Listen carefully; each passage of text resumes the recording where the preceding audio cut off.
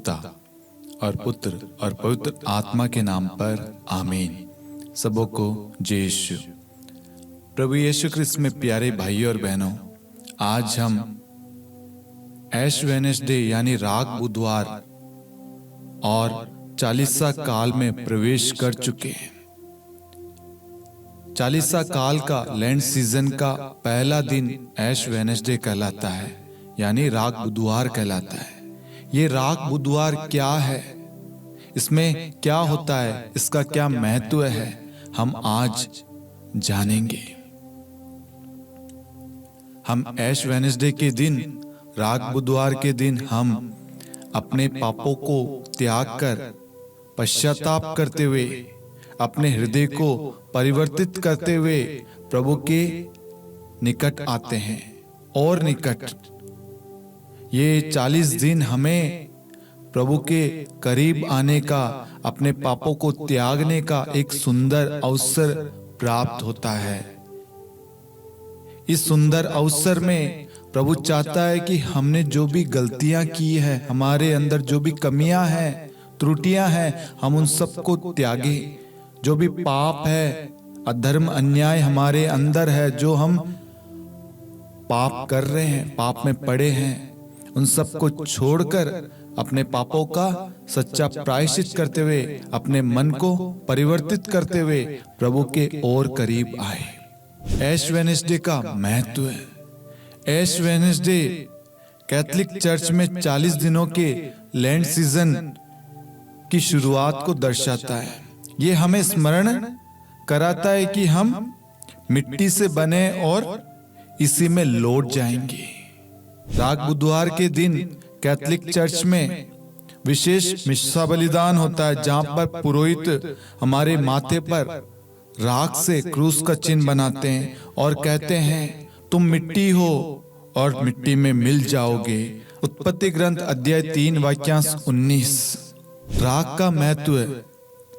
राग तैयार करते हुए पुरोहित पवित्र जल से उसे आशीष देते हैं और लोग प्रार्थना करते हैं। राख हमें नश्वरता और पापों से छुटकारा पाने की आवश्यकता का स्मरण कराती है। बाइबल में राख का मतलब पश्चाताप और विनम्रता का प्रतीक माना गया है। हम वचन में देखते हैं, अय्यूब का ग्रंथ अध्याय 42 वाक्यांश 6 में, मैं धूल और राख में बैठकर रोते हुए पश्चाताप कर रहा हूं। मैं धूल और राख में बैठे हुए पश्चाताप कर रहा हूं। हम देखते हैं योना अध्याय 3 वाक्यांश 6 में, निनवे के लोगों ने पश्चाताप किया। राजा ने अपना सिंहासन छोड़ और अपने वस्त्र उतार कर टाट पहन लिया और वह राख पर बैठ गया। जो चर्च में राग बुधवार के दिन जो राख इस्तेमाल की जाती है, पिछले साल जो पाम संडे के दिन पत्तियों से बनाई जाती है, यह हमें स्मरण दिलाता है कि जीवन क्षणिक है और हमें अपने जीवन को ईश्वर की ओर मोड़ना चाहिए। चालीसा का आरंभ और आत्मिक तैयारी। इस चालीसा काल में हम उपवास करते हैं, दान पुण्य करते हैं और प्रार्थना के द्वारा आगे बढ़ते हैं।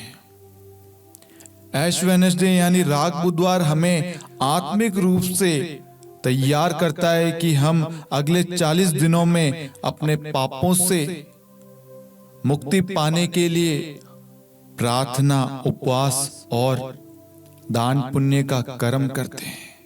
हमें आगे के 40 दिन हम अपने सारे पापों को छोड़कर, त्याग कर प्रार्थना में समय व्यतीत करते हैं, क्योंकि प्रभु यीशु ने स्वयं 40 दिन उपवास किया था।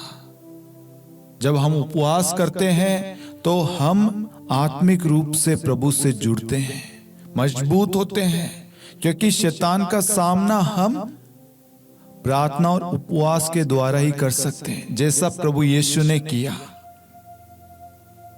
हम सन्मति अध्याय 4 वाक्यांश 2 में देखते हैं, ईसा 40 दिन और 40 रात उपवास करते रहे कैथोलिक कलीसिया की परंपरा के अनुसार चालीसा काल में 3 मुख्य कार्य किए जाते हैं। पहला प्रार्थना, दूसरा उपवास और तीसरा दान पुण्य का कर्म।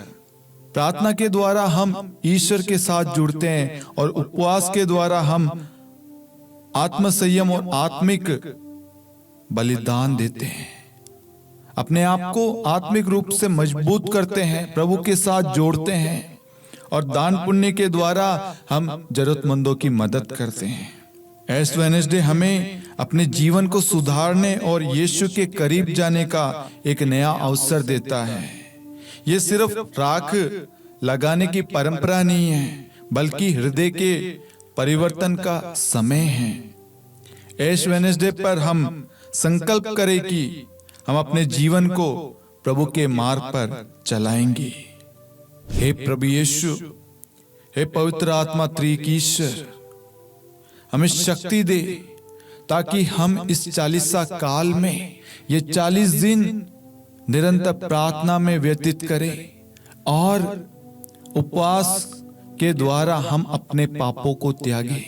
जो भी हमारे अंदर कमियां हैं, कमजोरियां हैं, उनको हम दूर करें और हम प्रार्थना और उपवास के द्वारा एक अच्छा पश्चाताप कर सके और आपके करीब आ सके, आपके साथ में रिश्ता जोड़ सके।